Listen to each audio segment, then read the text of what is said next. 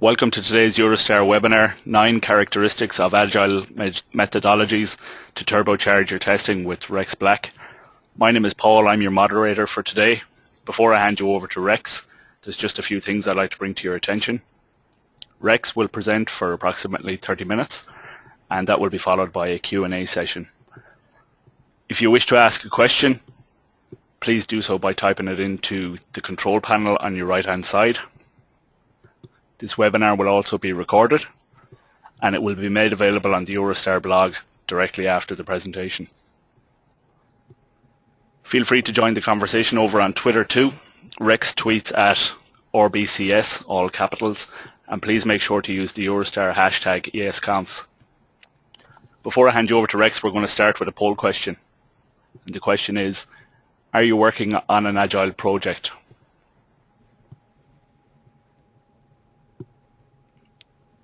So if you cast your vote now. Okay, Rex, the answers to the poll have come through there. I'll now hand over to yourself, Rex, to present the webinar. Good afternoon, Rex. Good morning. Greetings from Boise, Idaho.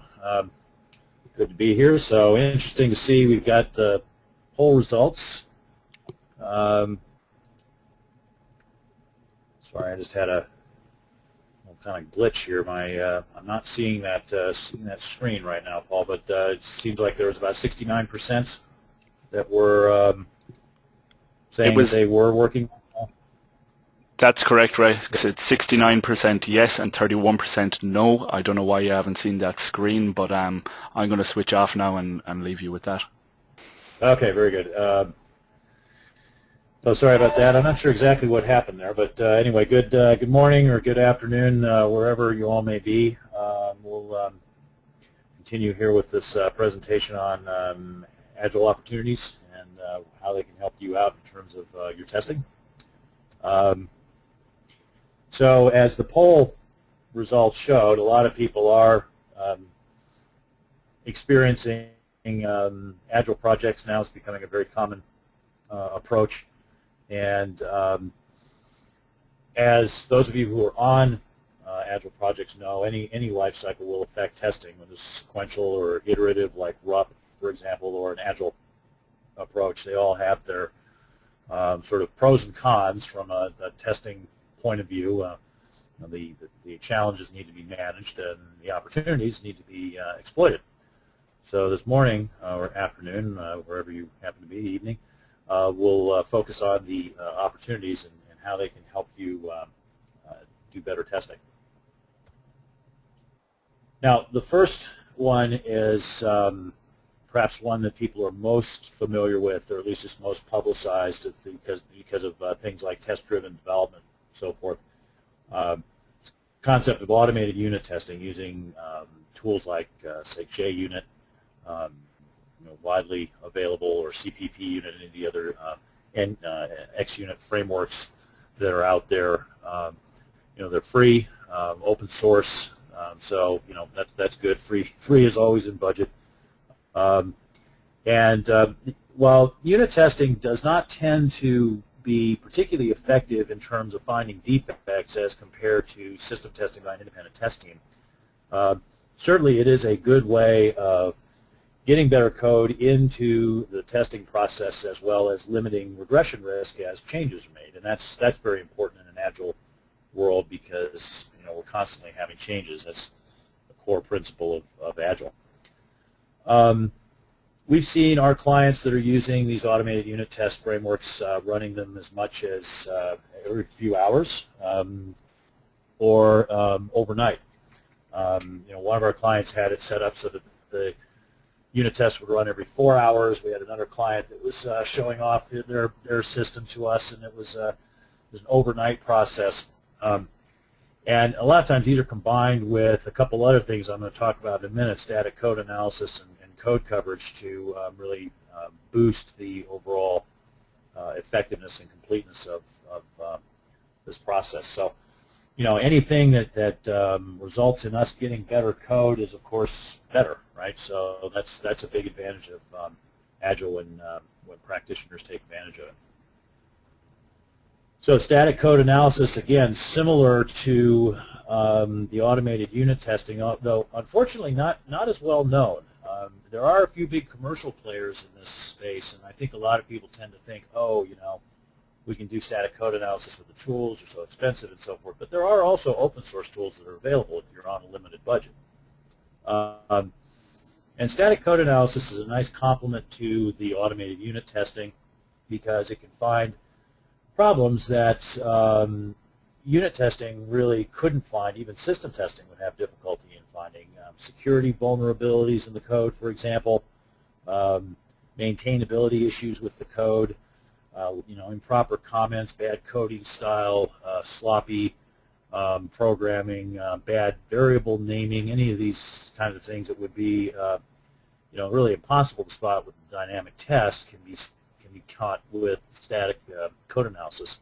Some of the tools will also do complexity analysis, so they'll look at things like McCabe's cyclomatic complexity metrics and make sure that the programmers are doing what they should do, which is, you know, keeping the individual modules and functions nice and you know, not coupled with other modules and cohesive and tight. So this is another really good practice that when incorporated into an overall Agile methodology, again, promotes the delivery of clean code to the test team and you know, makes the testing more efficient.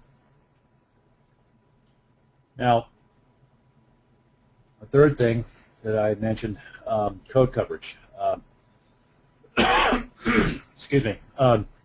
So code coverage is you know, something we've been using as software professionals for a number of years. So, you know, like unit testing and static code analysis, it's really nothing new, but it is enjoying a renaissance here. Now, you know, you have to be clear on what code coverage tells you, and what it is telling you is to the extent to which the structural elements of the code have been tested. Now, there are plenty of defects that can still be lurking in the code, even if you've achieved 100% statement branch and even modified condition decision coverage. But still, you know, if the code hasn't been tested, then you certainly cannot find the bugs in it. So it's a good practice to have the developers try to achieve a certain standard of code coverage. I would recommend as a starting point 100% statement and branch coverage, and then for critical code maybe move up to modified condition decision coverage, such as is done with the FAA's DO-178B standard for avionics software. Also in Europe, that's, I believe, ED-117B. So that's another good practice to make sure that the unit testing is thorough. If you've got good code coverage, your unit testing should be up in that 50% or so upper range of defect finding effectiveness. You know, this is as reported by Capers-Jones in his industry studies. That's about where you tend to top out with the defect finding effectiveness of unit testing. And, you know, some people will look at that and go, oh, only 50%. No, that's not so good. But still, I mean, think about it. If you're going to have half of the defects removed before the code is delivered for further testing by the test team and by ultimately the users in their acceptance tests, then that's all to the good. You know, I think every test professional, when told you have an opportunity to get code that's twice as good, in other words, has half the defects as what you've otherwise been getting, would jump at that chance. And as with the code analysis, static code analysis and the unit testing, there are plenty of tools out there, including open source and free tools for code coverage.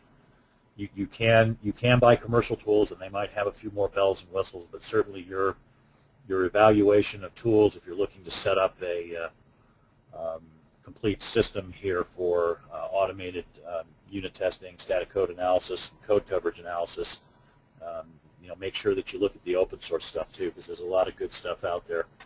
A number of our clients are going 100% open source on their Agile testing tool selections and are quite happy with it.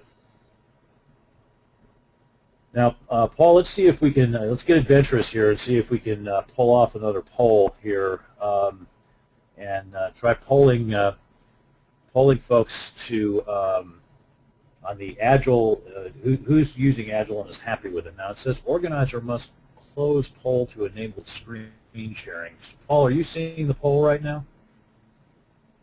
Poll is up at the moment, Rex. We're just waiting on people to vote. It'll take about another 30 seconds or so.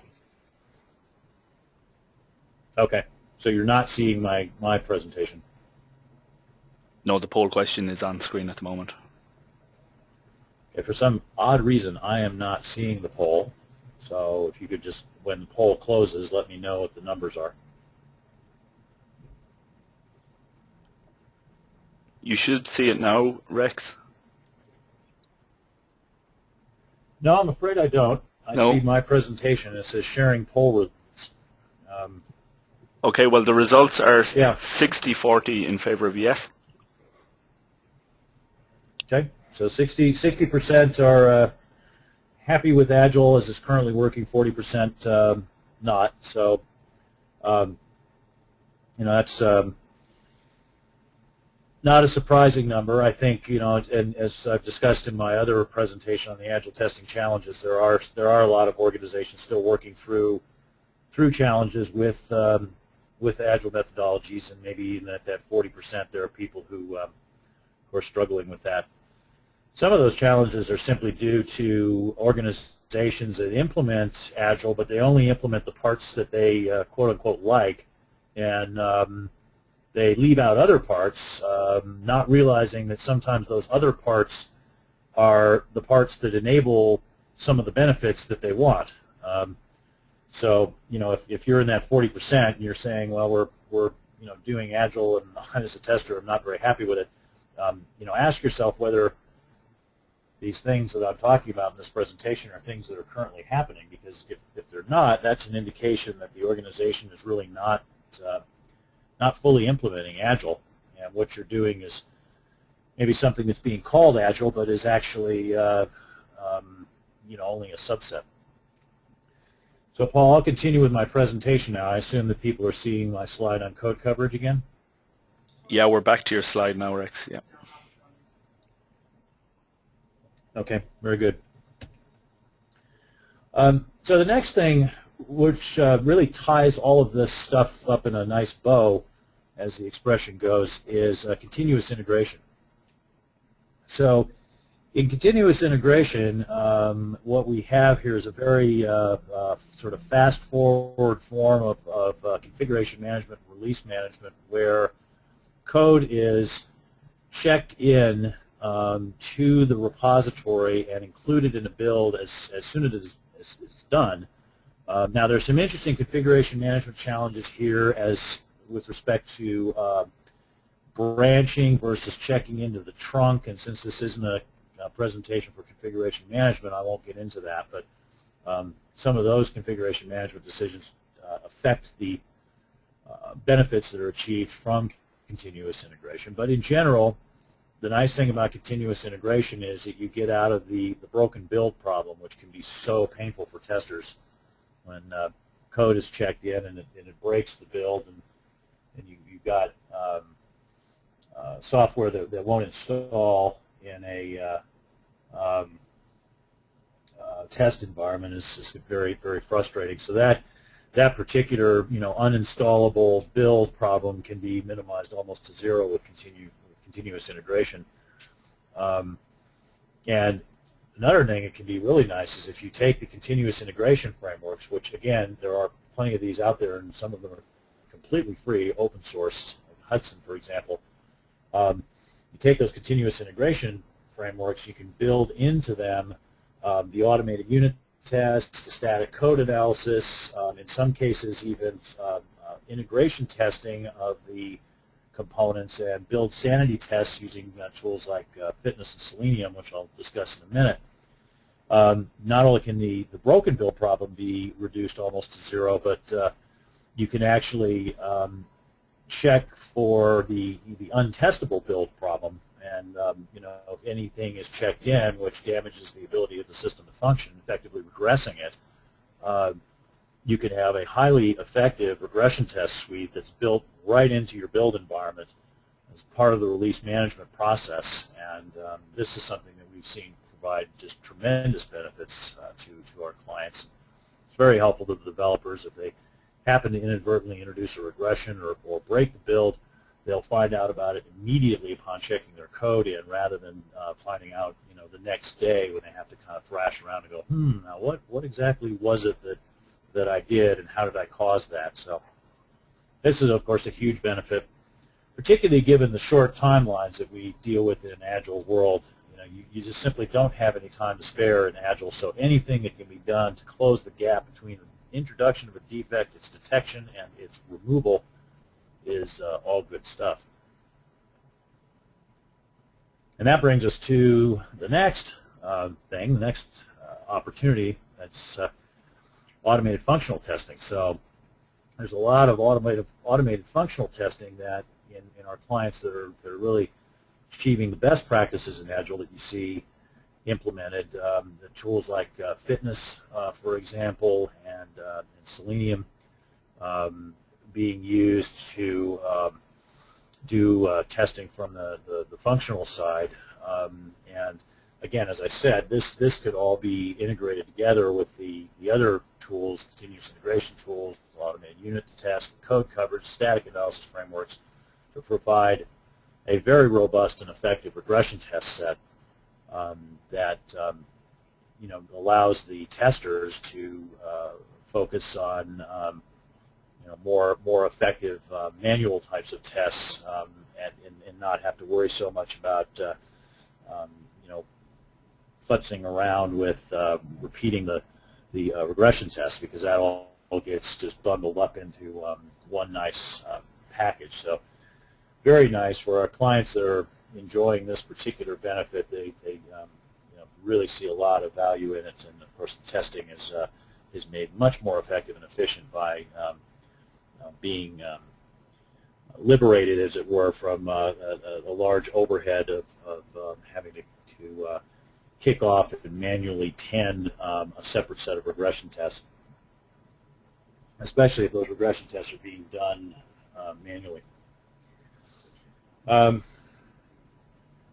another thing that happens, and this is getting away from tools and towards just people doing the right thing, and they're manually doing the right thing, as it were, is requirements reviews. Now, sometimes people say, "Oh, we're Agile, we don't have requirements." Well, no. If you're following best practices in Agile, you certainly do have requirements. They just simply happen to be called user stories. Again, if best practices are in place, then business and technical stakeholders are reviewing those user stories, and testers are also involved in those reviews, and should address issues like the testability of the user story, any potential undesirable side effects that might arise from that user story, sort of acting as the professional pessimist in the bunch as you go through those user stories. And when this practice is in place, this addresses a long-standing concern of testers and the world over of, I don't get enough information about what it is that I'm going to be delivered, and I don't know how to recognize a correct result. If you're involved as a tester in the early process of defining and cleaning up these user stories, then you've got your opportunity right there to say, hey, I don't understand this requirement, and I couldn't write a test case to tell you whether this requirement was met or not. Wouldn't know how to recognize correct behavior. In other words, there's no test oracle. I mean, all of these things are things that you can handle now in a properly functioning Agile lifecycle. And of course, that's early defect removal, and we talked about for years in testing the value of getting the defects out in the requirements before they're implemented into code, and Agile, when done properly, allows that. So, again, all to the good, resulting in a higher quality set of software being delivered to the testers in the tail end of the sprints, and making that process much more effective and efficient. Not only are the user stories subject to review, but also the test conditions, sometimes referred to as the acceptance criteria, will be reviewed in the best practice. And this helps us reduce false positives and false negatives that would occur during the testing. So a false positive would be a situation where we report a defect, but the behavior is actually correct. A false negative would be the inverse of that, where we report that the application is working correctly, but the behavior is actually incorrect. If we can agree with the technical and business stakeholders, including the developers, what constitutes correct activity, then that really reduces the likelihood of those sort of inefficient miscommunications happening during testing, and of course again reduces the likelihood of the product being delivered in a lower quality fashion. Gives us a better sense of the meaningfulness of our test results, and increases our confidence in the quality of the system. So again, all good stuff.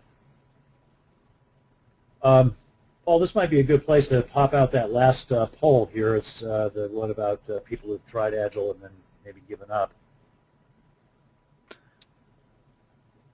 Sure, Rex. I've just launched that now. I don't know, you're probably still not seeing these, but the audience is seeing them anyway, so the votes are just coming through now. Yeah. For some odd reason, Paul, it's I guess we found a Citrix bug here that it's once I got control of the presentation, it didn't show any of those polls, so who knows? Yeah, that appears to be the case. It's not something we've come across before, but we can check that out with Citrix afterwards. Yeah. No big deal.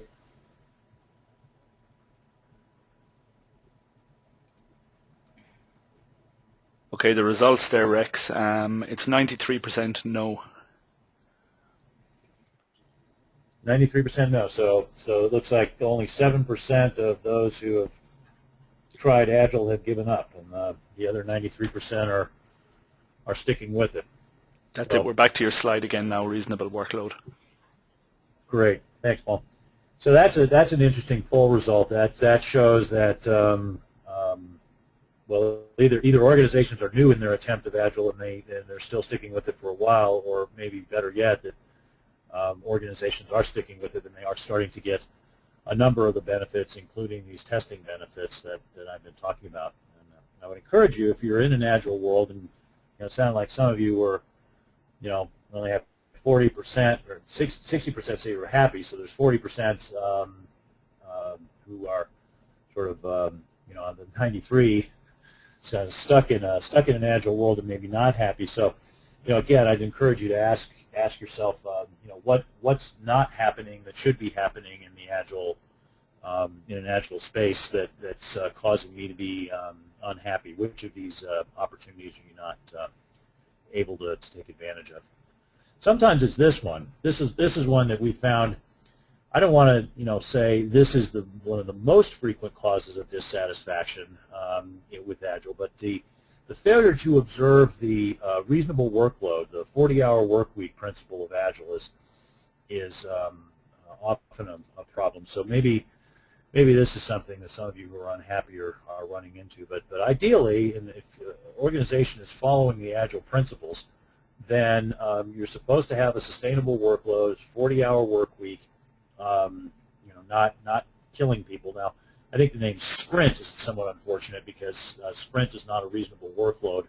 So you have to, I think, convince people that the word sprint is metaphorical, not literal.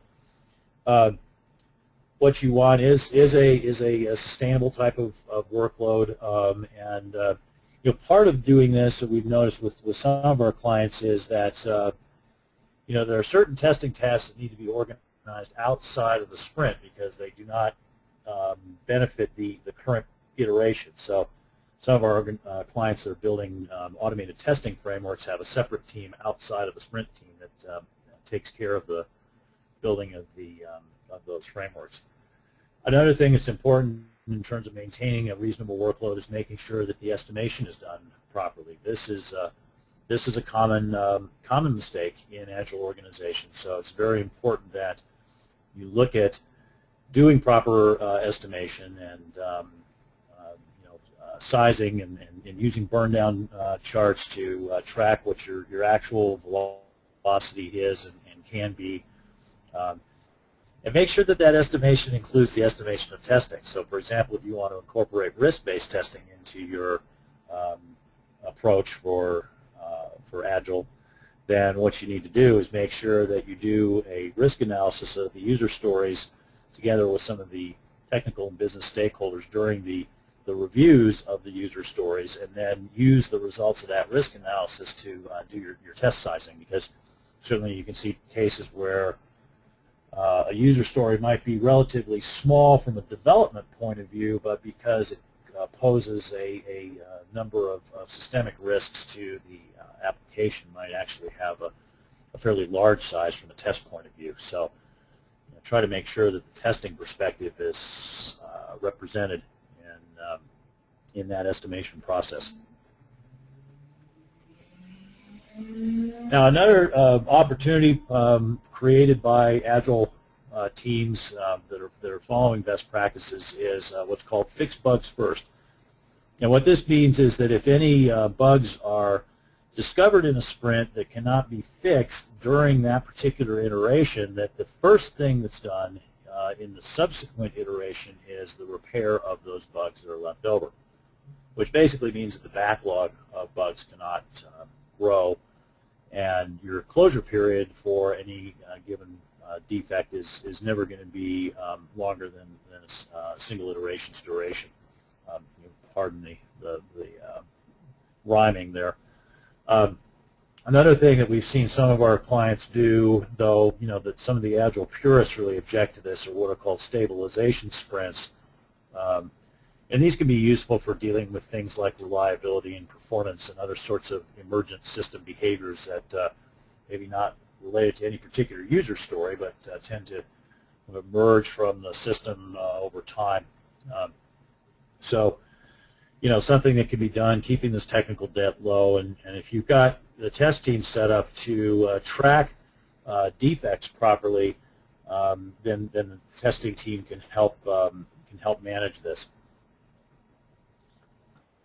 So, that's something that I would encourage you to do as a tester, is get involved in helping to measure and control the technical debt. So we've looked at 9 opportunities here, which are exploited by some, or in some cases all of them are exploited by the most effective of test teams in Agile settings. Now, one of the patterns you probably noticed in this presentation is that a lot of these opportunities are arising from technical aspects, technical considerations. So it is important to be technical. If you do not know how to program in the language that's being used in the project, that's a significant disadvantage. It limits how involved you can be in the exploitation of some of those opportunities. So I would encourage you, if you don't already know how to program, that you make a study of that and learn that. An interesting comment by Elizabeth Hendrickson at a conference over the summer, that she had looked at recent job postings looking to hire testers, and 100% of them required programming competence. So something that definitely should be considered. Also, a lot of this has to do with automation. These opportunities have to do with automation, and so if you're not experienced with using these automation tools, especially these open source tools that are out there, I encourage you to make a study of that as well. You might need to invest in a Linux computer or something, and get set up your own sort of little mini Agile development / test world at home, and spend some time studying on these things if you don't already know them. And if you're looking to get involved, one of the things that one of my colleagues did to sharpen his skills is that he did some volunteer work with some nonprofit organizations that were using Agile, and used that as an opportunity to learn more about testing and some of these tools, and that then landed him a very good position as a lead tester in an organization that was using Agile. So there are various ways to get those skills, but make sure that you do try to get those. So conclude here. We've covered a number of different opportunities that are being presented to testers in an Agile lifecycle. Try to embrace those opportunities. Get involved in the Agile team. If your organization is not exploiting those opportunities yet, and then you can be a catalyst that maybe brings those ideas to the fore. Work with your development colleagues, work with your technical and business stakeholders, try to make sure that those things are happening. One of the principles of Agile is what's called a self-directing team, which means that as a member of that team, you should be in a position to influence what the team does, and drive some grassroots improvement to get these opportunities in place. Do keep in mind, as I said, that you do have to have certain skills to be effective in pushing these forward, these opportunities forward. So if you do not have those skills, then I would encourage you to take a crash course and get them. Overall, it does seem that the Agile methodologies do have some promise in terms of increasing the overall level of software quality that's being delivered. We're seeing that anecdotally with some of our clients. Capers-Jones in his studies has reported that organizations that are using Agile are seeing some amount of quantifiable improvement in software quality. I think that the jury is still out on this and how big these benefits will be, but certainly the potential is there, and to the extent that we can help organizations take advantage of that as professional testers, we most certainly should. So Paul, with that, I will turn it back over to you for moderating the Q&A session, and we'll see if maybe my computer regains its sanity and starts showing your screen. Yes, it's back.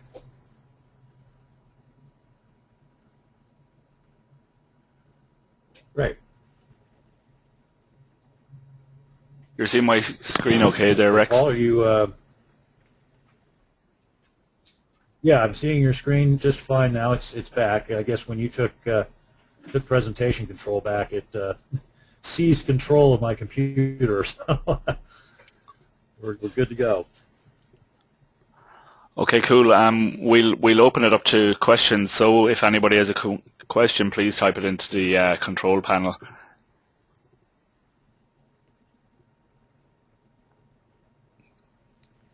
There's a few questions coming in already, actually, Rex. The first of those is, what can be improved when unit tests are 100% passed, but after doing some manual testing, you find many bugs? That's a question from Matt Miller. That's a great question, Matt. So, some number of bugs will escape from the unit testing, as I said, because there's an upper limit of somewhere around 50% on defect detection effectiveness. But still, if you're finding quote unquote many bugs, as you said, that's an indication that something might not be right. So the first thing that I would look at in that situation is, can you put code coverage analysis in place to see whether there's significant gaps in those unit tests? Another thing that could be useful in that situation is maybe instituting a process where the code and the unit tests and their results are peer-reviewed, including the tester, before the code is handed over for testing, so that if there are any gaps in those unit tests, that those could be detected and addressed prior to the code being handed off, which could make things more efficient. And that doesn't necessarily have to be a very formalized thing. That could be a kind of an informal huddle between the tester and a peer developer and the developer writing the code, just to give a quick look before things are handed off. So, great question. Okay, another question here from Kurt Cornelis. You stated that some I'll read that again. You stated that some testing tasks are outside the sprint. What if we make these tasks part of the backlog? Okay. The thing I don't like about including, well, let me back up a little bit. I mean, the concept is that what happens within the iteration is all focused on delivering the user stories that are part of the iteration.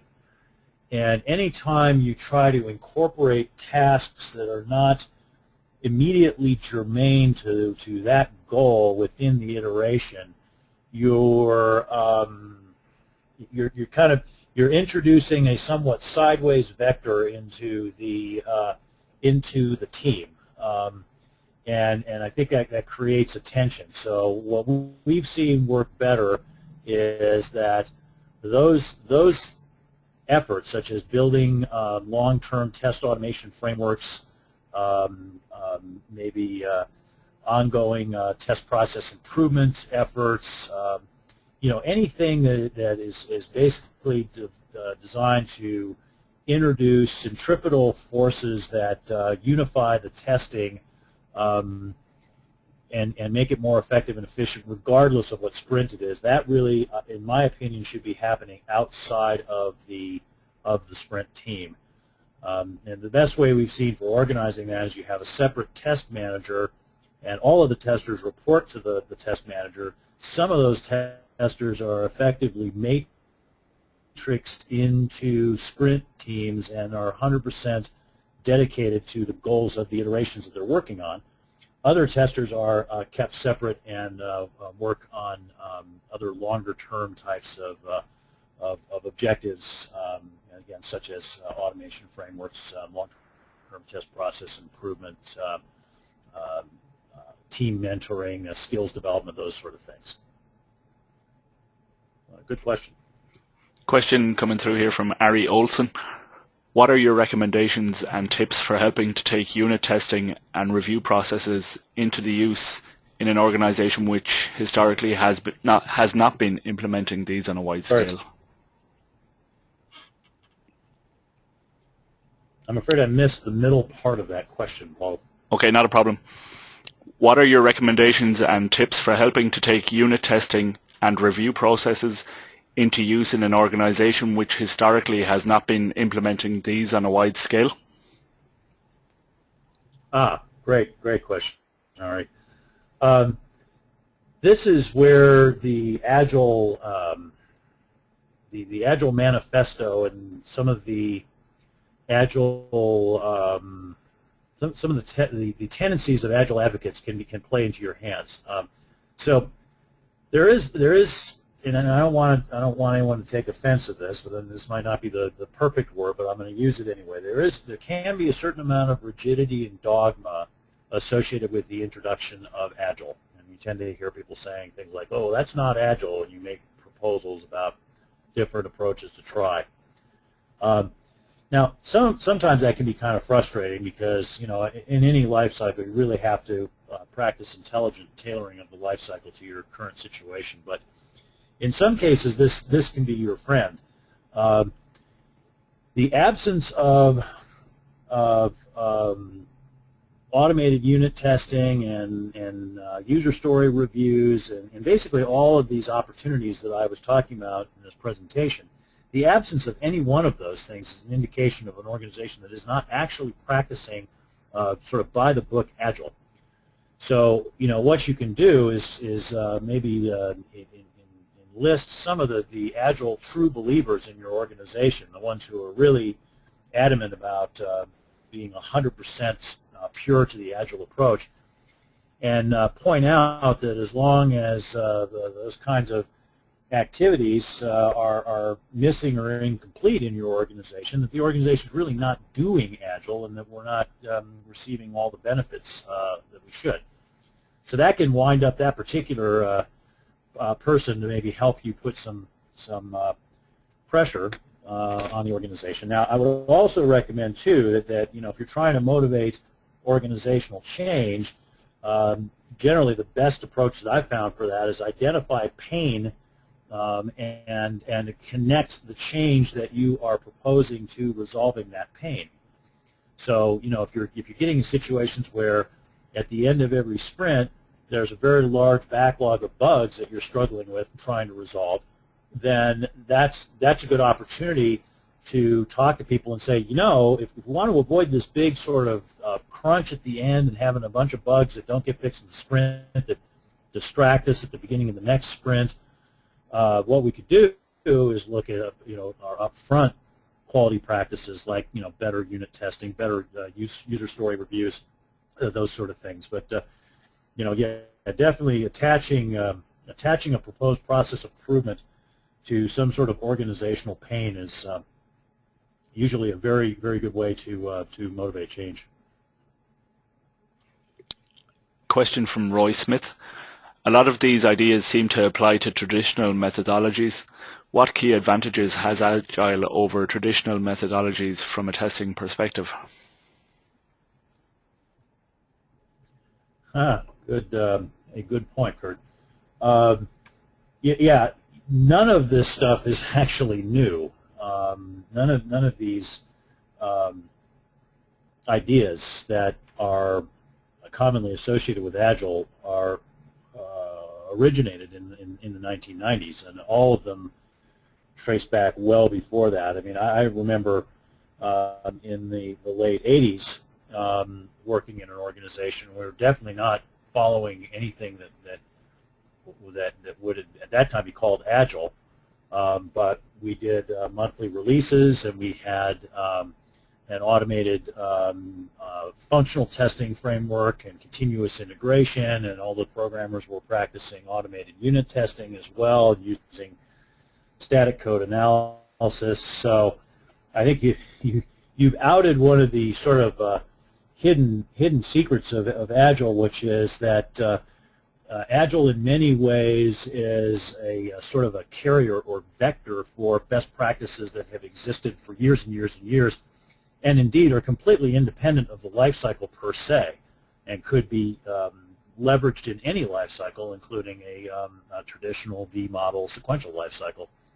And so if you are in one of those worlds and you're saying, well, this is all very interesting, but we're not Agile in our shop, so none of this stuff can actually benefit me, and it turns out that many of these things indeed could and should be applied in a traditional world. So it's just that that Agile happens to have popularized many of these known best practices, and given us as test and quality professionals an opportunity to enjoy the wider exploitation of these concepts.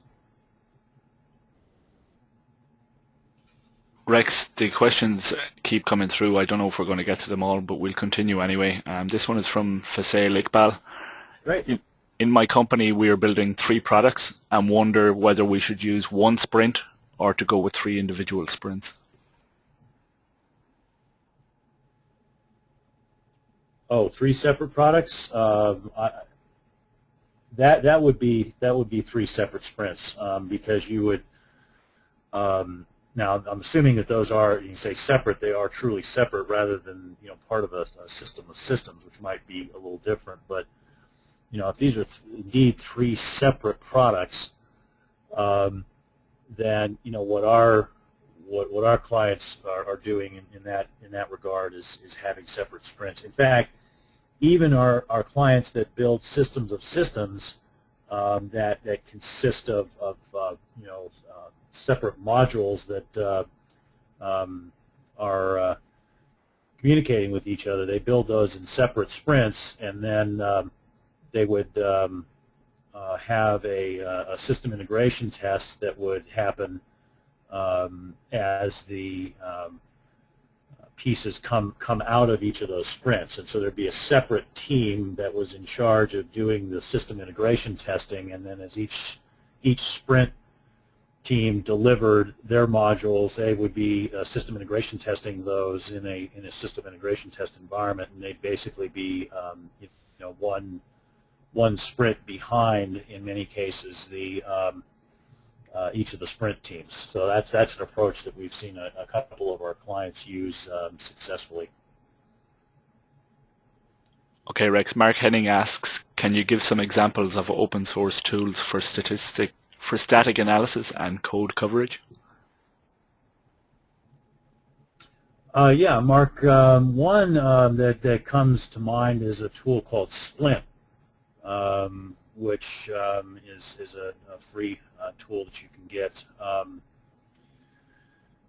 I'm stumped as to coming up with other examples right off the top of my head, but what I would recommend that you do is go out to sourceforge.net and take a look there. I know that there is on SourceForge a free cyclomatic complexity tool for Java, and it might now be available for other languages as well. The last time I looked, it was for Java. Just do some searching on SourceForge and some of the other sort of common communities. Maybe take a look around at plugins that are available for tools like Hudson, for example, that might provide some of those capabilities. There's certainly a tremendous amount of that stuff out there, and your greatest difficulty once you start researching this is really going to be separating the wheat from the chaff. Though that's true of commercial tools as well, right? I mean, it's certainly, I'm sure a number of you know that the size of the commercial tools marketing budget is not directly correlated with the quality of their offering. So definitely do your homework whether the tool you're looking at is free or commercial. From Diana Gomez, can the developers do the automated tests and the tester be focused on exploratory testing, or is this work only for testers? Oh no, the developers definitely can be doing the automated unit tests, and that's I think very good. But I would encourage testers to be involved in that process. To not just simply hand that off to the developers and say, oh, all of that stuff is their problem. I mean, because one of the ideas is in Agile teams is that you're a team. You're a self-organizing and self-directing team. And I think it'd be unfortunate for for testers in that environment to effectively ghettoize themselves and say, well, I'm just going to go focus on this one little piece over here of doing exploratory testing of whatever I get handed by the developers. Now, don't get me wrong, I definitely think that we should have exploratory testing as part of the mix, but I would say that the testers should be involved in helping to understand and contribute to the process of developing the automated unit tests, understanding the static code analysis and contributing to that, understanding the continuous integration and the code coverage, contributing to that, and building automated tests using tools like Fitness and Selenium, for example, building tests using more traditional and frankly, in many ways, more effective from a confidence building perspective, test techniques like equivalence partitioning and boundary value analysis and state-based testing and so forth. And certainly in an Agile world, we tend to have less well-documented tests, but that doesn't mean that we can't use those formal test design techniques to come up with some good tests and include those as part of our testing of each of the user stories. I don't think we should just say, oh, well, Agile means that I have to forsake all sort of structured testing methods and just be off, as I said, in the little testing ghetto, doing nothing but some amount of exploratory testing whenever the software is handed off to me. Rex, we'll take one more question and then we'll wrap it up. This one has come through via email. In the past, you've talked about Agile testing challenges. Have you changed your mind now and decided that Agile is always good for testing? I remain I wouldn't say a skeptic, but I remain skeptical about any claim that anything, any process, any tool, any technology, any programming language is a silver bullet that solves all of the software engineering challenges. I think we've seen way too many of these in the past. Object-oriented programming was one of these. Total quality management was one of these. We've seen this before. A tendency to overbelieve in the capabilities and promises of a particular process change. I do believe that Agile, like object-oriented programming, like total quality management, like any of these other things that came along before, has a lot to offer, and that we as test professionals should figure out how to best take advantage of it. Yeah, remain keep a healthy dose of skepticism. I think within your mind is a good thing. Now, if you're working in an Agile environment, I don't think that there's any value of being a naysayer about it and standing around and throwing stones, or anytime the Agile process falls down and say, "See, told you there's all hype and nonsense," because I don't think it is, and I think as testers we always should play the hand we're dealt. And so for those of us who are working within an Agile setting, that the best thing to do is to figure out how to manage the Agile challenges, and figure out how to exploit the Agile opportunities and